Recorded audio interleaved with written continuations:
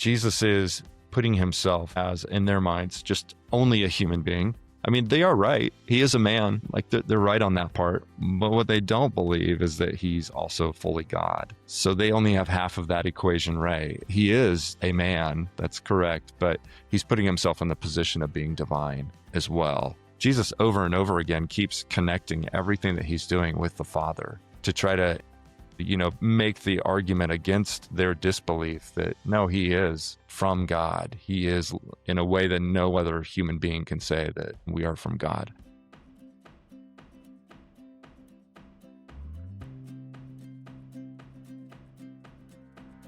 Welcome to The Weekly, a podcast brought to you by Calvary Bible Church. I'm your host, Jay Ewing. So thankful you're tuning in or watching us online this week. This week we have a great episode for you. Perry Marshall sits down, talks about the second half of John 10, where Jesus is in Solomon's Colonnade. It's going to be a great conversation I don't want you to miss. Before we get there, always do me a favor.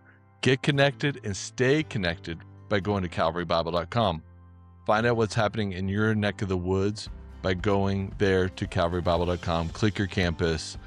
There's so many great things happening here at Calvary. Couple of highlights I just want to mention real quick is we have the winter weekend for middle schoolers coming up. Your middle schooler doesn't want to miss out on that. Also, there is a away retreat for women's ministry. They're going to be the YMCA at Estes. What a great season we are here at Calvary. Like always, though, find more information. Do me a huge favor. Go to calvarybible.com. Long ago, Perry Marshall, John Boyle bought that URL. Really? Yes. Many moons ago, huh? Yeah, I was just actually talking to him yesterday about the conversation because people thought it was really expensive to buy the domain calvarybible.com. I just wonder how much you could sell it for right now. I don't know. So fun. It's amazing how technology changes, and we just even with the intro of AI and all that stuff, it's just the landscape is always changing in technology. Yeah, it totally is. I know. Yeah. So Things cool. that we can use AI for are just amazing right now. Yeah, it really maybe is. a little scary too. Yes, no doubt.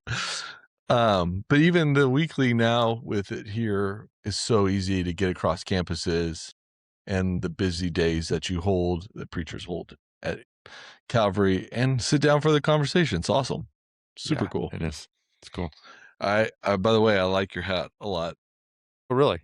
Yeah. Interesting. I like yours too. Yeah. Mine You're is a man of great style. Mine's been in the neighborhood swimming pool a few too many times, which is why it's faded, I think. I think it's just arriving at peak performance right now. It's awesome. I love it. Oh man, it's good that you're here with us. We are picking up after Christmas, John 10. What a great 2 weeks to stay in John 10, huh? Yeah, it is such a great chapter. I mean, John is just an amazing gospel account of Jesus's life and ministry. And it is every week, there's just so much that is rich, theologically, practical for life in many ways. And it really has been a gift, I think, just to the people who are preaching every week too, because, obviously we're doing a deep dive. And hopefully that's something that the rest of the congregation is experiencing too. Yeah, I think so. It's just a gift because of how we broke out John 10 and just picking up the first half and making sure we're paying attention to that and not rushing past the second half of the conversation. And it's really interesting too that in John 10, it seems to me, am I right that Jesus is in two different places within John 10? Yeah, that's a really interesting question, and I don't know exactly how to answer it. I did find some commentators who would say that this first part of the chapter that we did 2 weeks ago was still at the Feast of Tabernacles, and then this second part that we did last week, because it mentions the Feast of Dedication, would be a different scene change. So that would be the difference on the calendar of a few months. where the Feast of Tabernacles is earlier in the fall, and then you have the Feast of Dedication taking place in what we would consider December. But they're clearly linked by the fact that Jesus is using the same kind of language for himself being the Good Shepherd. Yeah. And, you know, we talked a little bit, even Thomas did, about the Feast of Dedication and sort of what it represented. And it's the revolt of the Maccabees that the Feast of Dedication is established, right? Yeah, very tumultuous period of time in Israel's history. And yeah, not to get into too many weeds on that, but the temple had been desecrated, and that inspired a group of Jews to band together, kind of like a militia, and to run out these foreign invaders who had come in and taken over the temple, and then to purify it because it had been desecrated. They'd set up a pagan altar on it, and they went through the whole rite of then purifying it. And yeah, fascinating story that takes place between the Old and the New Testament. So we don't read about it in Scripture, except for places like this where you just see the reference made to the feast. Yeah. And you can pick up that story with a simple Google of like, what is the Feast of Dedication, and also the Maccabean revolt. It's also in the Apocrypha, if I recall, the Maccabees story. Yeah. Which is sort of there interesting. are various sources where you can read about it. And of course, plenty of historians have picked up on it. Yeah. And that's where also the present day like Hanukkah festival comes about. Yeah. So exactly. Just that if someone's not understanding or confused where it sort of places in the Jewish life, that's where it is these days. I think it's really interesting. I don't know why it's always been sort of curious for me, but I love how in John 10, I've always loved the section where John reminds us it was winter. And I think it was really fitting even in this season where we're in Gospel of John 10 in the wintertime. And sort of puts you in context a little more. And he's walking through Solomon's Colonnade, which, you know, we can talk a little bit about that because that place, that's sort of a common meeting ground for individuals to do teaching and discussion. In fact, in Acts 3 and Acts 5, Peter and the disciples will be in Solomon's Colonnade. It seems like a very sort of important social spot, sort of like Calvary Cafe. I think it's exactly like Calvary Cafe. They probably had their own Calvary blend, or except, of course, it'd be the Solomon's Colonnade blend. But yeah, I'm sure it was the same thing, virtually. You know, I'm not going to tell everyone in the digital world that I'm working in R&D again for another coffee blend, but if I was just looking for a name, Perry, and we might have stumbled upon it. Colonnade blend. Solomon's Colonnade. Nice. Can't wait to taste it. That'll be great. Yeah, me either. Yeah, it'll be great. Okay, so here's where Jesus is, just so we're catching up to the conversation. And stay on track, Jay. You know, this is why we love the podcast.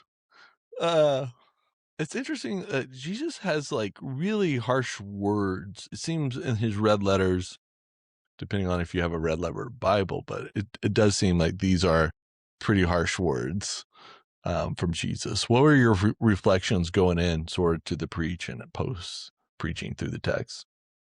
Yeah, I just think it's remarkable to see how Jesus addresses people who are struggling to believe. And it is both, like he has some very pointed words, right? He's very direct. But I also see a lot of compassion coming out from him too in this passage, in terms of just how he is willing to implore people to reconsider their disbelief and asking them to reconsider their skepticism. so that they might believe. And Mm. so you see that kind of on both sides where there is, this very direct, well, you are not among my sheep. But then at the end of the passage where he's saying, you know, reconsider the fact that I'm doing all of these works and you have witnessed them and you're not denying them. So you should also reconsider my words and my claims that I'm making. Mhm. So calling them to believe. Yeah, I I think that's really interesting, especially after the first half of John 10, where he's like talking about sheep and the voice. And he picks it up even in verse 27 here, my sheep hear my voice, and I know them and they follow me. And then I give them eternal life, and they will never perish, and no one will snatch them out of my hand. I think that's just really interesting when it comes to understanding sort of the promises of Jesus if we follow him as well, as much as the criticism that those have of him that day in Solomon's Colonnade. It's like the promises are really true for those who follow Jesus today, even. Absolutely. Yeah. The security that we have in Christ and in the Father combined, because you just read the first part where Jesus is saying, they're in my hand and no one can snatch them away.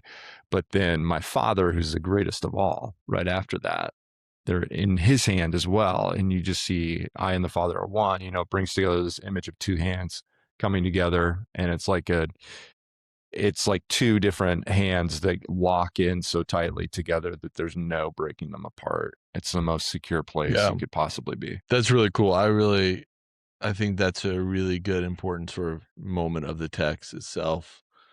What do you think about this in verse 28 when he says, I give them eternal life and they will never perish and no one will snatch them out of my hand. My Father who has given to me is greater than all. I mean, and I and the Father are one. Like the statement in which Jesus is making to the Jewish leaders is really profound. Yeah. Profound and very provocative too, because that's exactly why they won't follow him. They don't want to, that's why they're accusing him of blasphemy, because he's making statements like that. But it seems to be that the oneness that he's speaking of is most directly about what he's talking about right there, where they're one in will, one in purpose, one in their commitment to secure and protect their sheep, so to speak. But also, it puts Jesus in the same category as the Father is in it as he makes this statement, and that's where the text tells us in the very next verse they pick up stones to throw at him. So it's definitely a kind of teaching from Jesus that is leading them to believe that he's committing blasphemy because they don't believe who he is, and they say as much. And soon after that, when they say, you being a man, make yourself God.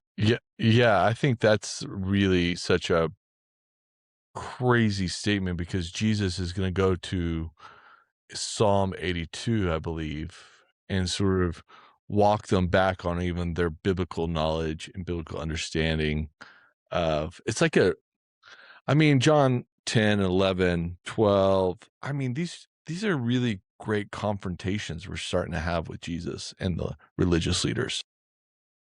Yeah. And John is just loaded with those confrontations because many of these things that Jesus is saying here in John 10, take on a kind of new feel to them because he's changed the metaphor of I'm the good shepherd. So things are presented in that language, but he's used really similar statements going back into the earlier chapters where he's talking about like all that the Father gives to me will come to me. And I will not lose any of them. That's language from, I believe it's chapter 6. So he's been down saying those kinds of things before, but he's saying them all over again to reemphasize who he is and to make the point even still further that, this is who I really am. And, it's not the first time he's faced people who wanted to stone him. That's happened before at the end of chapter 8. So he's definitely confronted those who are opposing him. But I think, again, he's doing it with a spirit of wanting to convince them and persuade them rather than just simply to condemn them. That's a really important distinguishing marker, I think, Perry, in this conversation. Really important. He says in verse 31, I've shown you many good works from the Father. So even Jesus says, like, hey, you have to look at my works and understand who I am. And for which of them are you going to stone me? And it's not the good works, but because you're a man and you make yourself God. They say this word blasphemy. What does blasphemy mean? For someone who has never been through the biblical text, what is sort of blasphemy? Yeah, in this situation, it's clearly taking on what it says right there in the text, that Jesus is putting himself as, in their minds, just only a human being. I mean, they are right. He is a man. Like they're right on that part. But what they don't believe is that he's also fully God. So they only have half of that equation right. He is a man, that's correct, but he's putting himself in the position of being divine as well. And that's the part where they're saying they're not accepting. And because of that, they are continuing to think that this is a blasphemous claim because you're just a mere human being and you're making yourself God. So that's what it means. But Jesus over and over again keeps connecting everything that he's doing with the Father to try Mm-hmm. to make the argument against their disbelief that no, he is from God. He is in a way that no other human being can say that we are from God. Um, so, and that goes all the way back to the prologue of John. The Word became flesh and made his dwelling among us, and that's really just being like replayed over and over again in every chapter of John. Yeah, actually, that's interesting you mentioned that because Thomas and I were even talking about this morning is like you have to read the Gospel of John with the prologue over every page. Yeah, This it's claim so of true. logos, the claim of logos is on full display from chapter to chapter to conversation to conversation. And it's been a few months since we've been there as a church. It's really important for us to remind ourselves we have to go back to what is John's first claims of who Jesus is and his gospels. And that will be filled in with chapters like John 10 for us. So, it seems like we can even make the point today, people love the works of Jesus, but don't like the claims that Jesus makes on their lives. What's your sort of pastoral reflection on that going through John 10 and these religious leaders? Yeah. And I think that's absolutely right. I think people do like the works, they don't like the claims. However, I think even when it comes to the works, people have kind of a sanitized version of that. And that's kind of the direction I went in Boulder on Sunday, where I think a lot of people actually get tripped up on the works of Jesus too. Like thinking, come on, did you really heal a blind man by smearing mud on his face? Right. Can you really feed 5,000 people with a sack Yeah. lunch? That kind of thing. So I think people still get tripped up on that. But you're right to say that the claims are also really hard for people to accept. And I think there can be a number of reasons. First of all, you might just have a really hard time accepting what he said he did. And again, that can be like, well, I don't believe in those miracles, so therefore I also don't believe in those claims. And I think that's one of the positions that people have today and probably in any generation.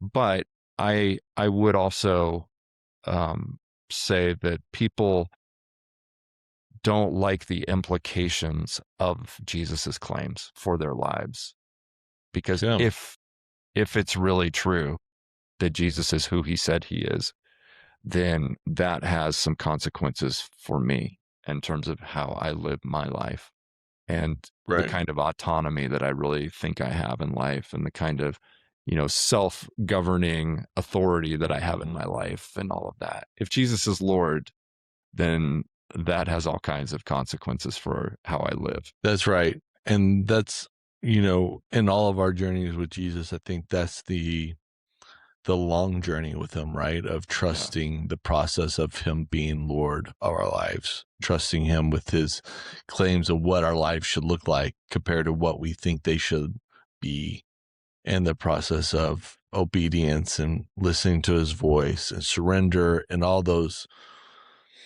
Yeah, and it's just really hard. I can't imagine this first century crowd, these first century religious leaders, looking at this ordinary man who's from Nazareth and trying to put the puzzle pieces together that he's actually the Son of God. Oh, absolutely. Yeah. I think it, like, we can feel like we're disadvantaged because we don't live in the day that Jesus was walking the planet, you know. But if I try to be somewhat honest about it, which you have to use your imagination, of course, but if I think about it, if somebody walked into my office, and made the kind of claims that Jesus is making, I would be very hesitant to believe. And of course, that there's other reasons for that too. But maybe I should say it this way: if I was back in the day that Jesus walked the planet, if I was in the position that these people are in that we're reading about, then I can appreciate the difficulty that you would have just taking the claims that Jesus is making and automatically accepting them. Yeah, Now, right. hopefully if you saw the works that he's doing, that would be convincing. I think we all have in our minds, the Son of God should be much taller. The Son of God should be more attractive. The Son of, whatever it is. So, yeah, that's right. The Son of God should be fill in the blank, powerful, winsome, kind, whatever it is. Those are the claims that we have to challenge and wrestle with. Yeah. Okay, so let's get to the hardest part of this text. And I'm sure you're buckle up, get another sip of tea there, Perry Marshall, because Jesus challenges them in verse 34 of chapter 10, says, "Is it not written in your law, I said, you are gods?" For you and I, the listener who's not familiar with sort of the narrative of the Old Testament, we'd be like, what is he talking about? And it takes a long season of sort of biblical understanding and just reading to understand that he's quoting he's pointing back to Psalm 82 and this very strange sort of psalm. yes, it is. So, Perry Marshall, what do you think is going on here? Oh, wow. Thank you for that question, Jay. Yeah. So good. Well, get another cup of tea and let's just sit down and I'll answer every question for you right now. No, it's complex. But Psalm 82, I would encourage everybody listening to this, if you have not, go back and read that. And I would be surprised if after reading it, you would feel like, oh, now I get it. It's clear. Because I don't think that's the case, but it would be helpful. It's short, but you could read through it and get an idea for the entirety of the psalm from start to finish. But essentially, somebody is being rebuked in the psalm. And in Hebrew, it's called Elohim. And if you're familiar with biblical Hebrew at all, or just, I shouldn't say biblical, just Hebrew, period. The word Elohim is the word that God, capital G, comes from, but it can also mean in just as valid of a way, lowercase g, gods. And it can also refer to other spiritual beings too. So the question is, who's being referred to in the psalm? And there's a lot of debate about it. And some would say, oh, well, these are clearly spiritual beings lesser than God who are being referred to here. Others would say, no, these are human leaders of Israel, people with a lot of power and authority who have not acted justly. And they're being rebuked in it. But I think in spite of all of the complexity of that, the good news is that the point Jesus is making appears to be pretty simple. And Yep. that is that there's kind of this lesser to greater comparison where Jesus seems to be going to that psalm and citing it as a way to point out that, hey, there are others out there who are referred to in that psalm as Elohim, as gods. And whether they're human or whether they're spiritual beings almost doesn't matter as much to just being able to catch the simple point of, if those people were worthy of being labeled that way, then how much more is it worthy to call the one who has been set apart by God and sent into the world the Son of God? If you can call these others that, then surely the one who's been set apart and sent into the world by God is worthy of being called the Son of God. And that's essentially the argument, as the best that I'm able to track it, at least. No, I think that's so wonderful how you navigate the text, because it has some questions in it. The reality is that Psalm 82, and if you were just going to read it without even thinking about Jesus in it, Yeah. in the sense of John 10, the language the psalmists use is to emphasize the need for the wicked, who could be rich or poor, to prevent from mistreating the lower social classes that existed in ancient Hebrew time. Those low classes, which are commonly neglected even today in our modern world, right? But in the Near East long ago, who is going to protect them? And the psalmist sort of gets the reader, those who read the Psalms out loud, that God is the only remedy for those protections. And so, like, the psalm itself is just a beautiful psalm of God's sort of overarching shepherdness of even the marginalized and poor and those who can't defend themselves. And then, like you said, Jesus is sort of playing off these. It's not sarcasm. I wouldn't say it would be sarcastic, but it is a challenge for them to sort of play in their own interpretive lens of their reading of the Bible, and how even Jesus uses it, the case for, yeah, I could be the Son of God. Mm-hmm. Even the scriptures say something about God's. Right. Right. Yeah. Yeah. Jesus does not back away from the claim that he is sent from God. He never does, or Right. sent from the Father, I should say. He does not back away from that claim, but he only re-emphasizes it over and over again. Yeah. And don't be fooled by really this modern conversation that I've heard through the years of follow Jesus. Like, Jesus never knew he was actually God. Yeah, that is the most bogus kind of thing. Yeah. Yeah. Totally. It's like, no, he really knew who he was. He hid or veiled himself in ways for people to not understand who he is, or to have their hearts be revealed of their own presuppositions. But he is very clear on actually who he is. Yeah.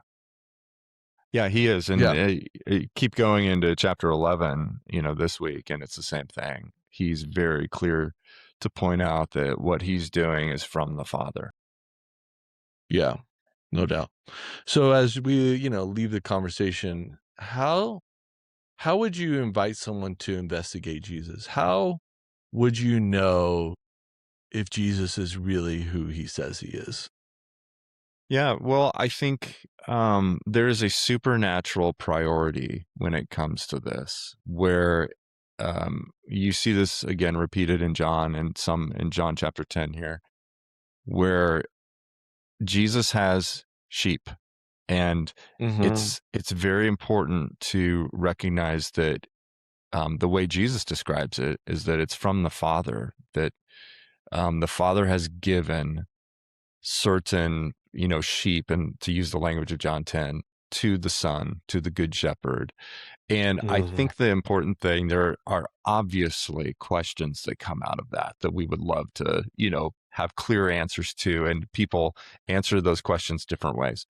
I think the clear priority, though, well, I just used the word, the clear thing to take away from it is the word priority, that God has a priority in the salvation of anybody, which means that it is a supernatural thing for somebody's eyes to be opened.